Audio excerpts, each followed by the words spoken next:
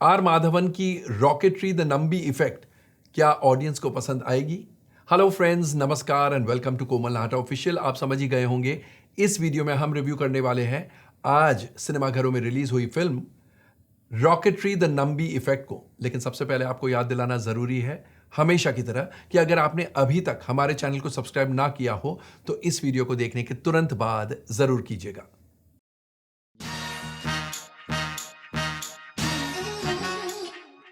Rocketry the Nambi effect Nambi Narayanan की कहानी है। नंबी नारायणन जो एस एरोस्पेस इंजीनियर है। कहानी काफी साल पहले की है जब नंबी नारायणन इसरो में काम करते थे, इंडियन स्पेस रिसर्च ऑर्गेनाइजेशन। वो माहिर एरोस्पेस इंजीनियर थे उस जमाने में और कंट्री बिफोर ऑल एल्स उनकी फिलॉसफी थी। यानी काम के लिए वो मर मिटने के लिए तैयार हो जाते थे और काम के सिवा उन्हें कुछ और सूझता भी नहीं था। यहां तक कि वो अपने फैमिली को भी इग्नोर कर जाते थे because work was of Paramount importance और उन्हें जुनून था कि इंडिया को वर्ल्ड सैटेलाइट मैप पर लाया जाए। तो उन्होंने विकास इंजन का आविष्कार किया which was to later be used in the launch of the PSLV। खैर, एक दिन सडनली नंबी नारायणन को शॉक लगता है जब उन्हें अरेस्ट किया जाता है। केरल पुलिस उन्हें अरेस्ट कर लेती है और उनके फैमिली मेंबर्स को सोशल बॉयकॉट किया जाता है। नंबी को पता ही नहीं आखिर क्या हो गया है, क्योंकि उन्होंने तो देश के लिए इतना काम किया है और उनका कंट्रीब्यूशन इतना फैंटास्टिक है कि वो खुद पहुंच चुके हैं कि आखिर अरेस्ट किया तो क्यों किया।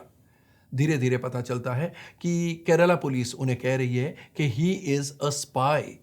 एस्पियोनाज के लिए वो अरेस्ट किए गए। Of course ultimately supreme court ने उन्हें नॉट गिल्टी होल्ड किया था, लेकिन तब तक बहुत बहुत ज्यादा नुकसान हो चुका था। उनकी वाइफ मानसिक तौर से बीमार हो गई थी, उनके फैमिली को बहुत बहुत मुसीबतों का सामना करना पड़ा और नंबी खुद को बहुत मारा गया, बहुत पीटा गया, जेल हुई। तो ये कहानी है। आइए सबसे पहले एनालाइज करते हैं इस फिल्म के स्क्रिप्ट को, यानी कथा, पटकथा और संवादों को।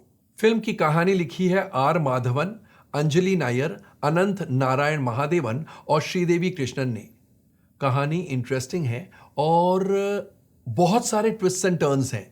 इसमें टेक्निकल बातें भी हैं और ह्यूमन ड्रामा भी है। ह्यूमन ड्रामा यूं कहिए ज्यादा उभर कर आता है सेकेंड हाफ में और first half is devoted more to the technical side of the story.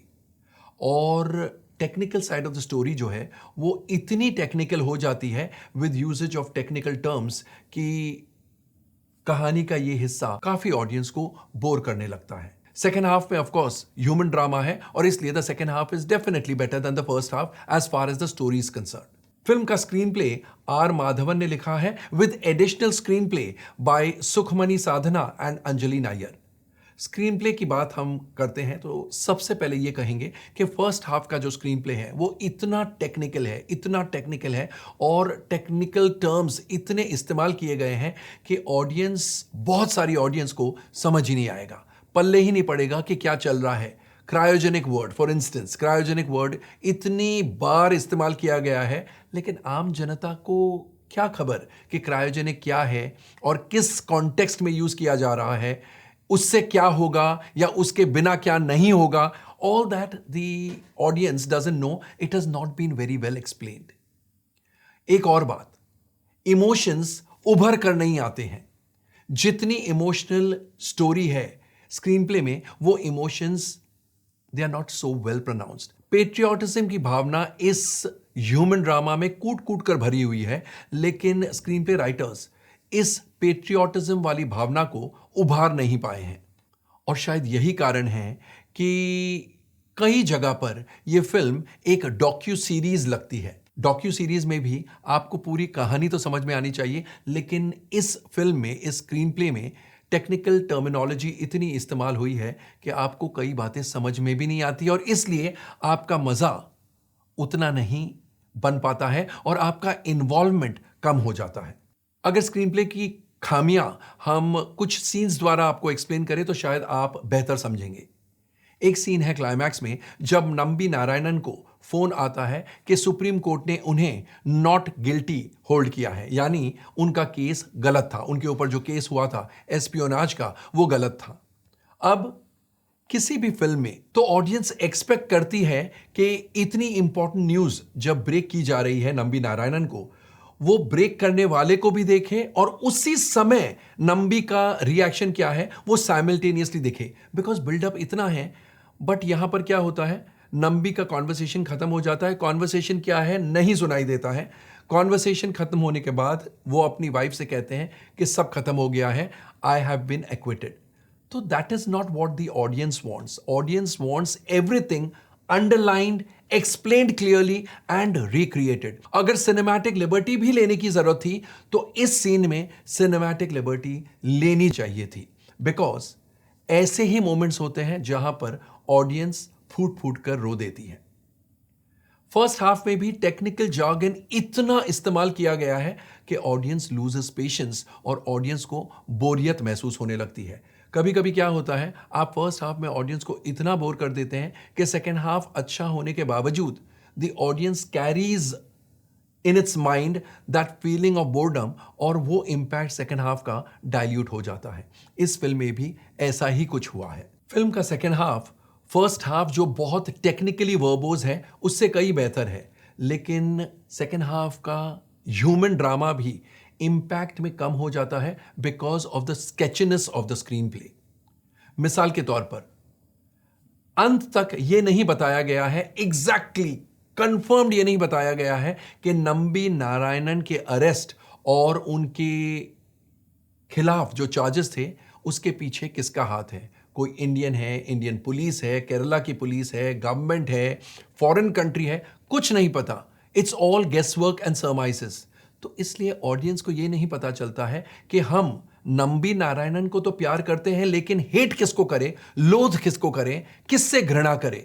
और ऑडियंस को यह महसूस होना बहुत जरूरी है कि उनकी आंखों में उनके लिए विलन कौन है। पर वो खुशी कि हम इससे घृणा करें और इसको हेट करें, वो खुशी ऑडियंस को नसीब नहीं होती है, because nothing is spelled out completely and it is not underlined. जैसा मैंने पहले भी कहा, the Indian audience wants everything underlined and explained, completely explained. Of course, इसका ये मतलब नहीं है कि फिल्म में इमोशंस नहीं है। कुछ इमोशंस वाकई में दिल को छूते हैं, जैसे कि जब नंबी नारायणन को टॉर्चर किया जाता है, आपकी आंखें नम हो जाती है। सिमिलरली जो क्लाइमैक्स में सीन है जब नंबी नारायणन को न्यूज़ मिलती है कि सुप्रीम कोर्ट ने उन्हें नॉट गिल्टी करार दिया है, वो भी सीन बढ़िया है, लेकिन उसका इंपैक्ट, इमोशनल इंपैक्ट है, लेकिन इंपैक्ट कम हो जाता है टू डिसएडवांटेज।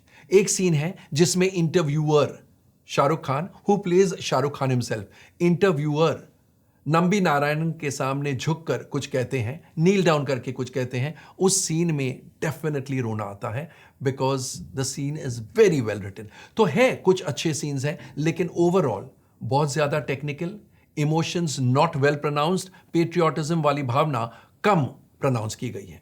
फिल्म के डायलॉग्स आर माधवन ने लिखे हैं, with additional dialogues in English by Anjali Nair and in Hindi by Rahul Pandey. Dialogues कई जगह पर बहुत ही अच्छे हैं। इनफैक्ट लाइट मोमेंट्स वाले डायलॉग्स आर सो सटल, लेकिन हंसी आती है, एक मुस्कान आती है। एंड जो ड्रामेटिक या मेलोड्रामेटिक डायलॉग्स है, दे आर क्वाइट गुड। तो ये तो ही बात स्क्रिप्ट की। आइए अब एक नजर डालते हैं एक्टर्स के परफॉर्मेंसेस पर। आर माधवन ने नंबी नारायणन की भूमिका अच्छे से निभाई है, समझदारी से निभाई है, और he plays the character very well.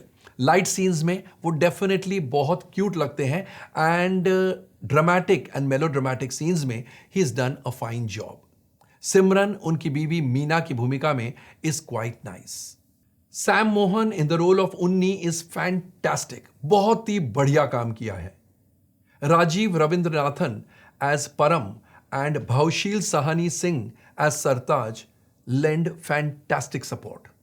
अरुणन की भूमिका में मुरलीधरन, गीता की भूमिका में मीशा घोसाल, शंकर की भूमिका में श्याम रेंगनाथन, बैरी अमलदेव की भूमिका में श्रीराम पार्थसारथी, एपीजे अब्दुल कलाम की भूमिका में अमान और विक्रम साराभाई की भूमिका में Rajit Kapoor lend good support. Vincent Riota as Professor Kroko and Vladimir Vukovic as Yuri definitely leave their marks.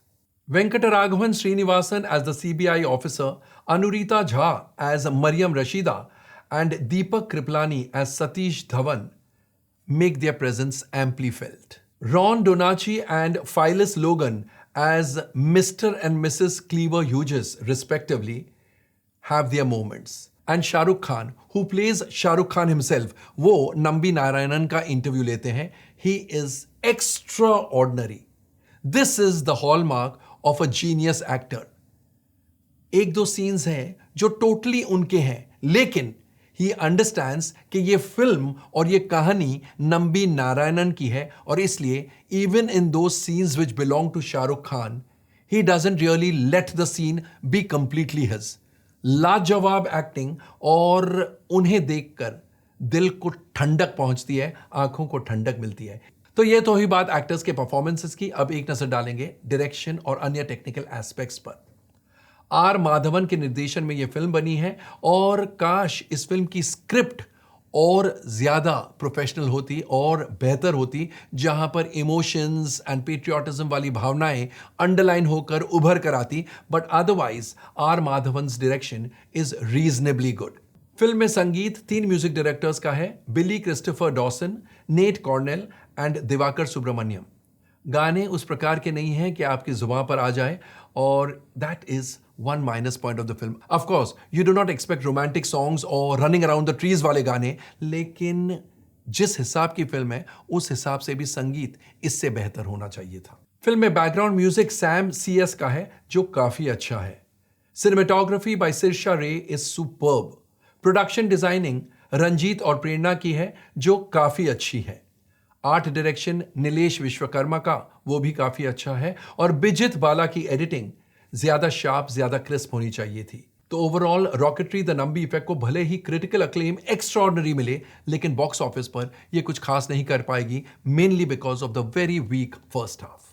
यहां पर मैं आपको बता दूं, आज रॉकेटरी द नंबी इफेक्ट को ओपनिंग बेहद कमजोर मिली है, और उसके कई कारण हैं. एक तो title not easy on the lips. Secondly awareness about the release. Thirdly awareness about the film. बहुत लोगों को तो यह भी नहीं पता कि इस नाम की या ऐसी कोई फिल्म बनी है. तो दोस्तों, कैसा लगा हमारा review of rocketry the Nambi effect? Comment section में तुरंत जाइए और आपके कमेंट्स पोस्ट कीजिए, और अगर आपने भी ये फिल्म देखी है तो हमें यह भी बताइएगा कि आपको फिल्म कैसी लगी. थैंक यू, शुक्रिया, tata, goodbye, take very good care of yourselves.